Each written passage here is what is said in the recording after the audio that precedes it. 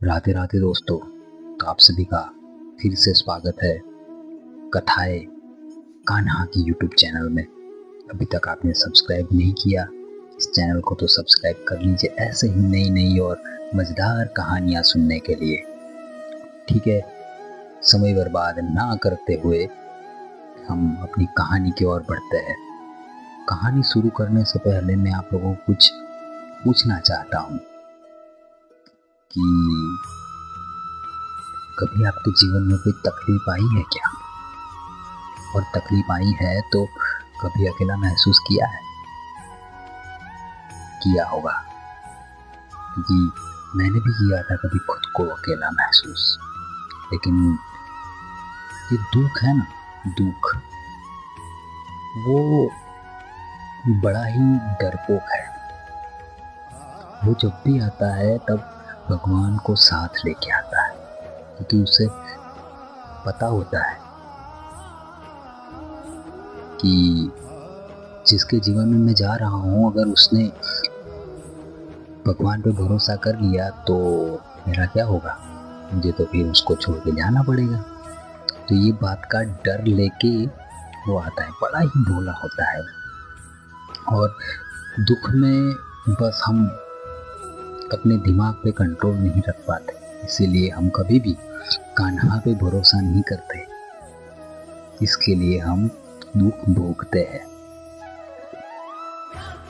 लेकिन श्री कृष्ण ने गीता में कहा है कि तेरे जो भी कर्म है, तू चाहे अच्छे कर्म कर रहा है, बुरे कर्म कर रहा है, जो भी कर रहा है, वो तू मुझे समर्पित कर दे। तू वो तेरे सारे कर्म मुझे समर्पित कर दे, उसका जो भी फल होगा, अच्छा या बुरा, वो मैं भोगूंगा। तू किसी की भी चिंता करे बगैर बस परम सुख का आनंद ले।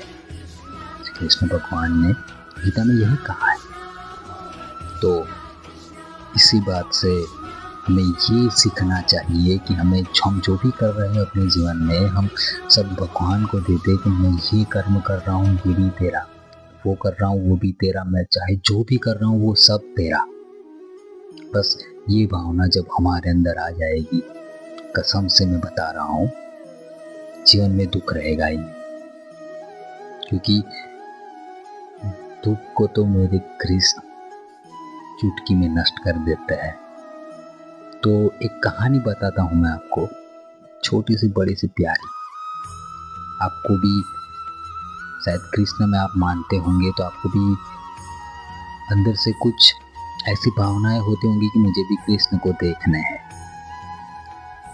मुझे भी मेरे कृष्ण के दर्शन करना है। तो अगर आपको कोई रास्ता मिल जाए कि भगवान के दर्शन कैसे होंगे, भगवान भगवान आपको कैसे मिलेंगे, अगर ये आपको पता चल जाए तो मैं वही बताता हूँ आज कि भगवान कैसे मिलते हैं।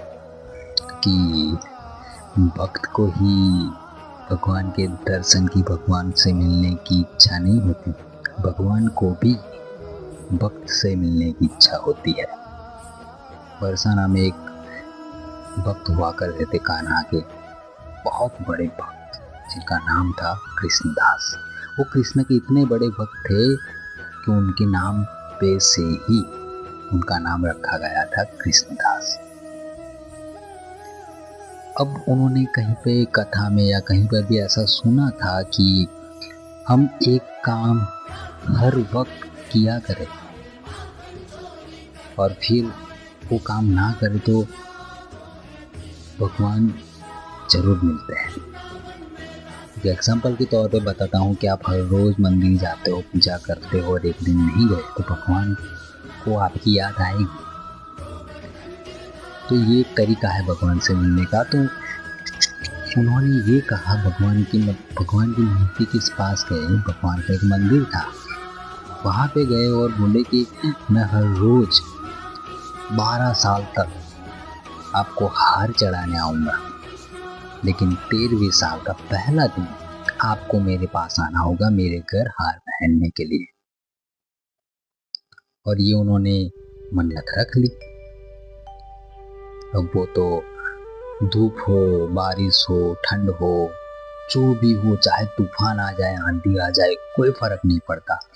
हर रोज मंदिर में जा रहे हैं, हर रोज मंदिर में जाना, मंदिर में जाके कान्हा को फूल चढ़ाना, फूलहार बना के चढ़ाना, यही उनका रूटीन हो गया। अब हुआ यूं कि अभी देखते देखते देखते 1 साल, 2 साल, 3 साल ऐसे करके करते 12 साल बीत गए। अब 12 साल का आखिरी दिन है, आखिरी दिन है और कल से 13वां साल शुरू हो रहा है। तो वो गए मंदिर, जैसे जाते थे वैसे हार लेके चढ़ाया और भगवान को बोला कि ठाकुर जी, आज 12वें साल का अंतिम दिन है, अब मैं कल नहीं आऊँगा हार चढ़ाने के लिए, आपको आना पड़ेगा मेरे घर, जैसे हमारी बात हुई थी। आप आओगे मेरे घर हार पहनने के लिए, मैं आपका इंतज़ार करूँगा। देख लीजिएगा, अगर आप नहीं आए, तो मैं फिर कभी नहीं आऊँगा आपके पास। और फिर वो तो चले गए। अब वो 13वें साल का पहला दिन, अब तो भगवान आने वाले हैं, ठाकुर जी आने वाले हैं। वो अकेले तो आने वाले हैं नहीं, उनके साथ उनकी गैया आएगी, ग्वाले आएंगी, गोपियाँ आएंगी। तो उन सब के लिए खाना बनाया, गैया के लिए चारा, सब कुछ सेट करके रखा उन्होंने। भगवान आएंगे, मेरे कृष्ण आएंगे, मैं उनको मेरे हाथों से खिलाऊंगा। ऐसे माला तैयार करके रखा, क्योंकि भगवान आएंगे तो जैसे बात हुई थी माला पहना नहीं थी उनको। अब आधा दिन बीत गया लेकिन भगवान आए नहीं। तो उन्होंने सोचा कि उनको मिलने तो बहुत से भक्त आते हैं, तो बिजी होंगे सबको मिलने में, शायद शाम को आए। शाम हो गई, वो नहीं आए। उनको लगा कि शायद अभी भक्त होंगे थोड़े बहुत, अब जब मंदिर बंद होगा तब आएंगे, फ्री होके आएंगे, ऐसा सोचा। ठीक है, रात हो गई, भगवान नहीं आए। दूसरे दिन सुबह और भगवान नहीं आए। तो उन्होंने तो ऐसे मन में ऐसे गुस्सा आ गया कि अभी मंदिर में कुछ है नहीं, बस खाली पत्थर की मूर्त है, कोई भगवान नहीं है, कोई कृष्ण नहीं है, सब कहने की बात है। और वो ऐसे ही मतलब अपना झोला वोला बांधा, जो खाना बनाया हुआ था वो सब पैक किया और निकल गए।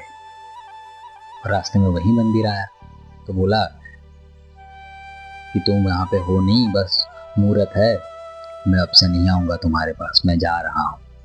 ऐसा बोलते भगवान को ऐसे कोसते कोसते निकल गए वहाँ से।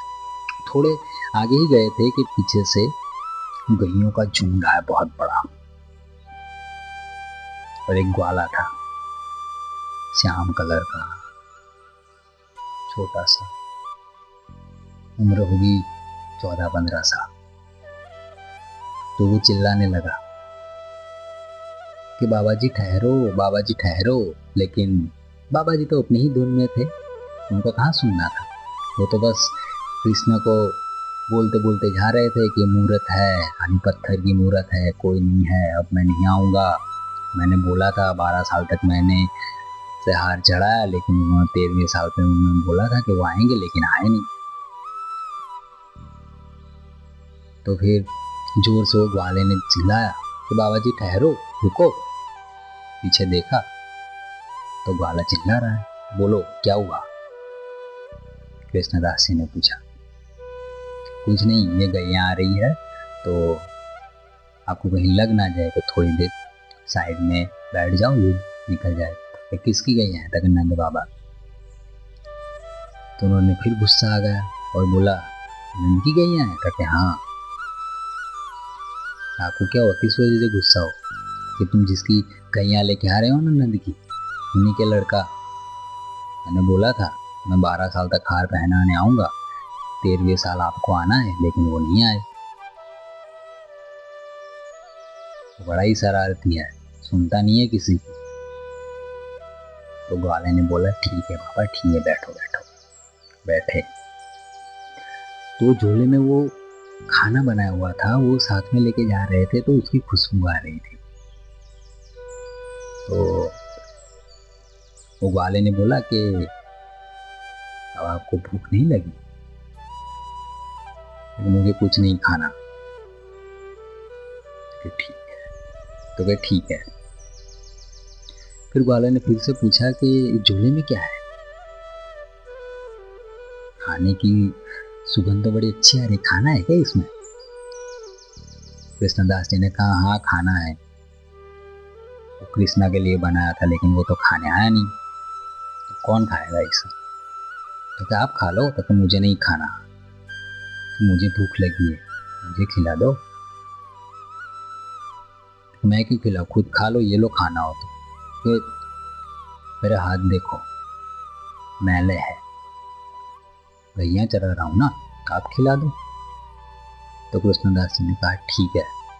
तो ऐसे झोले में से खाना निकाला और खाने लगे। एक निवाला उस बच्चे को खिलाते, एक निवाला खुद खाते। खा रहे थे, वो खा रहे थे, तब वो बच्चा रोने लगा। वो ग्वाला था, वो रोने लगा। तो कृष्णदास जी ने बोला कि क्यों रो रहे हो तुम, क्यों, क्या हुआ? खाना तो खिला रहा हूँ, और क्या करूं मैं तुम्हारे लिए? तो बच्चे ने कहा कि आज हार नहीं पहनाओगे। ये सुन के कृष्णदास जी थोड़ी देर चुप रहे और उनको देखा रहे और देखते रहे और पूछा कि तुम कौन हो, तुम कौन हो? तो ग्वाले ने कहा तुम जिसका इंतजार कल से कर रहे हो ना, वही हूं मैं। तो कृष्णदास जी झोला वोला बांध के खड़े हो गए और चलने लगे और बोले कि कल से मैं इंतजार कर रहा हूं, तब से तुम आ नहीं रहे थे, और अब जब मैंने मन ही मन ठान लिया कि अब मैं सरकार के पास जाऊंगा, तो तुम्हें डर लगा, तो तुम्हें लगा कि मैं राधा रानी के पास चला गया तो तुम्हारा क्या होगा, तो उस वजह से तुम मेरे पास आ रहे हो। अब मैं नहीं रुकने वाला, अब मैं नहीं रुकूंगा। मुझे पता है तुम्हें डर लग रहा है उनसे, अब मैं उन्हीं के पास जाके तुम्हारी शिकायत करूंगा। मैं नहीं रुकने वाला, मैं जा रहा हूं। तो ऐसे चल रहे हैं बरसाना की ओर, राधा रानी की ओर, और पीछे पीछे ठाकुर जी कि बाबा रुक जाओ कहते कहते। और कृष्णदास जी है वो बोल रहे हैं कि मैं नहीं रुकूंगा, आप जो करना हो कर लो, मैं तो जा रहा हूँ सरकार के पास। ऐसे करते करते वो जा रहे हैं और पीछे पीछे ठाकुर जी बोलते बोलते जा रहे हैं कि रुक जाओ बाबा, रुक जाओ बाबा, रुक जाओ। ऐसे करते करते वो पहुंचे राधा रानी के पास। सामने से राधा रानी आ रही है, पीछे ठाकुर जी। जैसे सामने से राधा रानी को आते हुए देखा और ऐसे पीछे मुड़ के देखा, तो पीछे राधा रानी खड़ी थी और आगे देखा तो आगे कृष्ण जी। दोनों एक ही तो है। और ना हर कोई मतलब द्वारका जाता है, कहीं पर भी जाता है, द्वारका जाता है, वृंदावन जाता है, लेकिन बरसाना कोई नहीं जा पाता, क्योंकि भगवान उन्हीं को घर बुलाते हैं जो अपना होता है। जिनको भगवान अपना मानते हैं उन्हीं को घर बुलाते हैं। ना द्वारका आप हो जाओगे, अगर कोई पति पत्नी है, ठीक है, तो उसमें से पति को कोई काम होगा तो किसी को भी बुलाएगा, तो अपने ऑफिस पे बुलाएगा या फिर कहीं बाहर होटल में। घर पे कौन बुलाता है? घर पे वो इंसान तभी आता है जब घर की औरत बुलाती है, तभी वो घर पे आ पाता है। अनुमति होनी चाहिए तभी वो आ पाता है घर पे, वरना कोई नहीं आ पाता। तो अगर कृष्ण जी बुलाते हैं तो आप द्वारका है, मथुरा है, कहीं पर भी उनके धाम में जा सकते हो। लेकिन जब राधा रानी बुलाती है तब आप कान्हा के घर जा पाओगे। तो एक यही अद्भुत कहानी थी, भगवान को कैसे प्राप्त करें। तो यही कहानी का आज अभी समाप्त होती है यहाँ पे। राधे राधे दोस्तों। अगर आपको मेरी कहानी पसंद आए और आप चाहते हो कि मैं इसी तरह से कहानियाँ बताता रहूँ, तो आप हमारे चैनल को सब्सक्राइब करें और कमेंट में राधे राधे जरूर लिखिएगा। और अगर आप अपना कुछ अनुभव हमारे जरिए बताना चाहते हो तो आप कमेंट में ज़रूर बताइएगा। मैं आपको कांटेक्ट करूँगा, आपसे बात करूँगा, ठीक है, और आपकी कहानी बताऊँगा।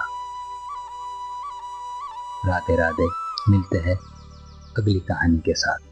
तब तक के लिए चैनल को सब्सक्राइब कर लीजिए और कमेंट कीजिए राधे राधे, और ज़्यादा से ज़्यादा लोगों को शेयर कीजिए तो लोग भी जाने कान्हा की अद्भुत लीला है। चलिए मिलते हैं फिर। राधे राधे।